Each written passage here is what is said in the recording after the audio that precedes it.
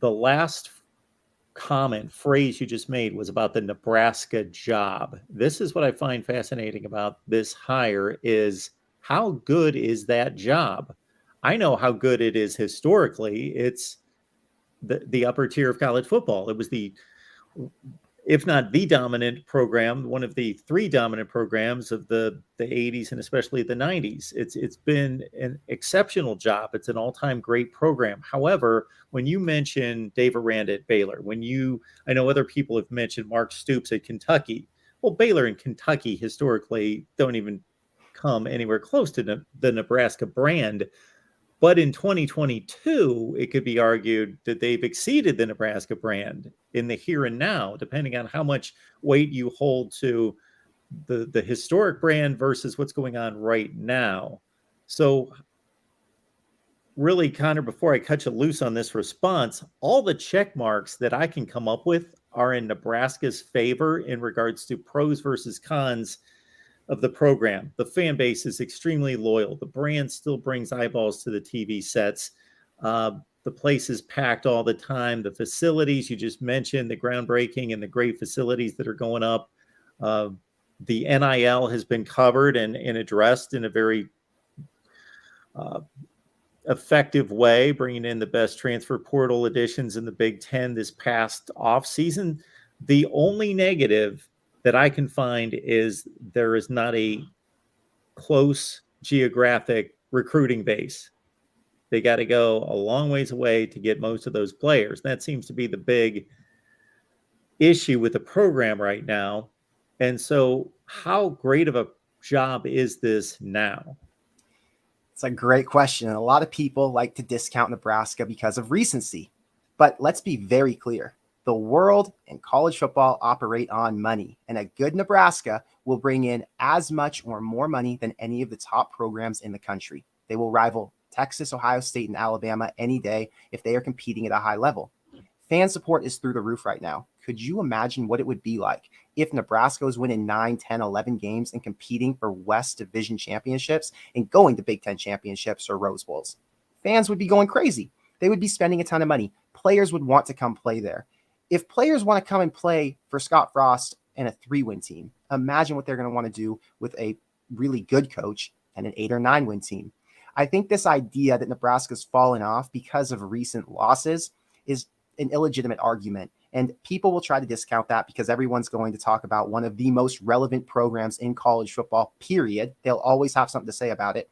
Keep in mind, some programs like a Tennessee or I don't want to target too many programs, but a Florida State, some of those programs start to lose and do not generate as much hype or attention as Nebraska has, even though they've been terrible.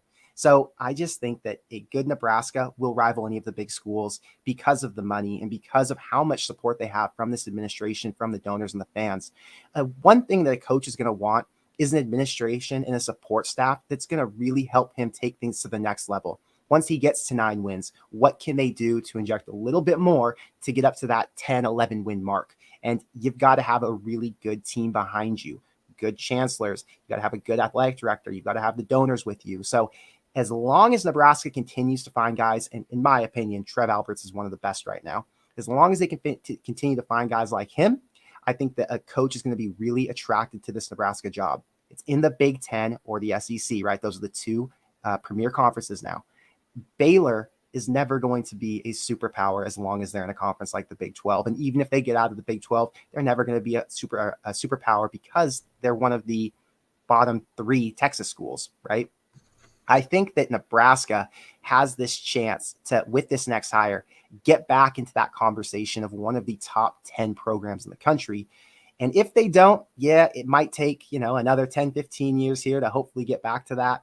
But I think Nebraska is going to be able to build back pretty quickly and get people on board with what we all believe to be true, and that's that Nebraska is one of the top 10 programs in the country.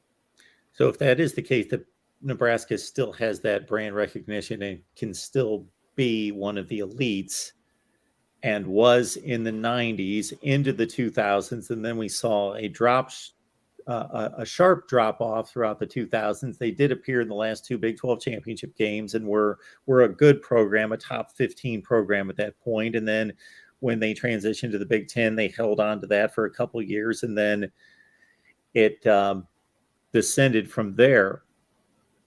The drop from elite status to, and I'm just talking on the field, mediocrity, was that just due to a bunch of bad coaching hires? You know, I think it's tough because it all starts with the coach, right? And Bo Pelini wasn't doing something right because he could never win beyond that 9-game mark. He could never win a meaningful game outside of a couple decent wins earlier on in the season. But when it came down to a meaningful matchup that would put them in a Big Ten championship slot, like beating a Wisconsin, a Michigan, and Iowa, he struggled at times.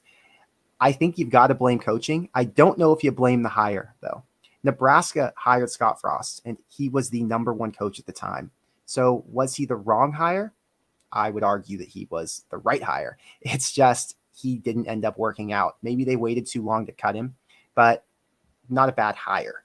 Mike Riley, bad hire. Administration screwed up on that one. They had a chance to go and get someone better. They didn't, and they had to pay for that with another 3 years of struggling.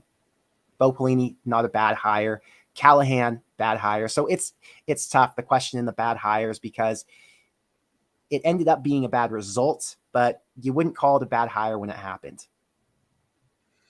Absolutely. And Scott Frost, I don't know if anybody who at the time thought that was bad hire.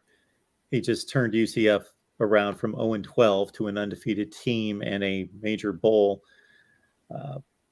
winning team and program, and he's the favored son at Nebraska. It all seemed to just fit perfectly, but sometimes what appears to be perfect on the surface just doesn't work out.